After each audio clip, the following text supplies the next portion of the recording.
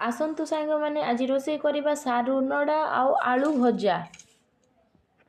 देखो सांग मैंने आलू को केमिति भाव सरू सरू कर काटी नहीं पानी पकई पानी न पकईले नाली देखा आसंतु सारू नड़ार ता छाली चोपा को काढ़ा।